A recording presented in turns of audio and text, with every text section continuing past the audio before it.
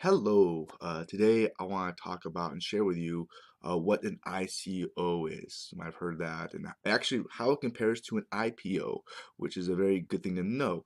Plus some really cool stuff about cryptocurrencies. Before I get started, down below in the description, there's a link. If you do click on it, um, there's actually some education and training on how someone like yourself could really make some good cash using the internet and social media. Now, I was talking to my grandpa a few days ago, and he's actually 90. And the cool thing is, he's actually open-minded to cryptocurrencies. The quick story about him is he actually ran a bicycle distribution center, like with Goodwill. So he basically sent out like all he sold bike parts basically, and he saw how technology completely changed things around. So he has respect for it. Um, so in a lot of ways, when it comes to cryptocurrencies, it's it's basically, I always thought it comes down to change and how people can deal with it, and handle it. And the hard part for a lot of people that up there in age is, especially when are not technologically competent, is they can't see it, and they can't get a grasp on it, and they just go shut it off, boom, and that's a big battle taking place.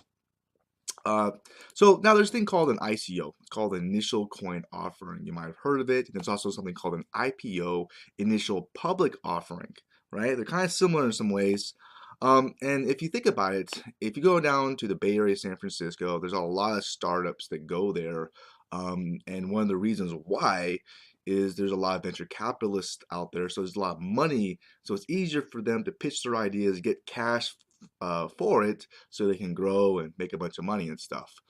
And just on a side note, if you look at that guy from Shark Tank who created Fubu, I forget his name, he worked at Red Lobster for a long time, but he says that overfunding is one of the biggest problems to startups and businesses. You think that's true? I think there's a lot of truth to that. All right, so what an ICO does is, say you have an idea, you want to raise some money for it. I don't know, say you went to Shark Tank, you pitched the idea, they said no, boom, you're not ready to quit. So what you do is you can create a token. Some people call them crypto coins. And if people give you money, then that token could be worth more, and therefore, you could make money, and therefore, theoretically, they could make money, and the whole world could be rainbows and lollipops. So basically, it's kind of a way to crowdfund, get money from other people without having to go to like a venture capitalist, a bank, and go, please give me some money, please. You don't have to do that. Now, here's a problem with it. Anyone can do it. You could do it. I can do it. And they can do it easily. Maybe a little bit too easily. So all you need is a beautiful landing page, right? On a website. That's not that difficult. Then throw in some nice ideas on a white page, and you can be in business. Now, when it comes to investing in these tokens, you're supposed to judge a project and how you know if it's good or not by its white paper, quality of team, interviews with the community, discussions, promises, opinions. That's kind of what you're buying into. There you go. Now, you could raise a lot of money in a very short amount of time. So, can you see the problem here? Yeah. Hello, welcome to greed. Welcome to scams. So, according to Landon Thorne, who basically is an entrepreneur who invests in entrepreneurs, that's his thing. Says the ICOs for the largest part are going to be financial disasters. That's what he thinks. Let me explain what an IPO is now. What an IPO is initial public offering. You receive shares in a company. For one, that IPO has been through a gamut of regulations, compliances before it can actually go to a seasoned marketplace like the stock market. To put this in perspective, an IPO requires up to 6 months of filing requirements. It's like there's so many hurdles that it weeds out the bullshit, and the shit's not good. And in fact, it is a piece of a company that theoretically has some value of that company that flows through to you, the shareholder. You can kind of see the difference there. And an ICO is different because the ICO raises money, but what you get is you don't get a share. You get a token. Yes, a token you can't hold. It's kind of like imaginary, but it's on a ledger. Okay, you get this token that in some future time may have some value created for it or inherited it to it if the business or the operation that was funding the whole ICO is successful and they can create value into that token. But of course, as you can see, the void is different.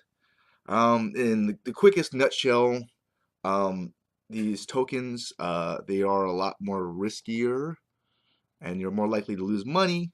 Um, and IPOs, you can still lose money, but they're not as risky. Okay, there's the nutshell of it, and just in my 2 cents or my token opinion. All right, there you go. All right. Okay, so hopefully that helped you simplify what the difference is, and maybe you're thinking about creating your own token and sticking it out there in the marketplace, see if you can raise some money, call it a funny name. I like some of the funny names out there is like the Whopper coin, the Trump coin, the Car Wash Vinny, the Fat Joe coin. These last two I just made up. They sound like funny gangster names, like old school gangster names. Um, all right, so if you like this video, please hit the thumbs up button.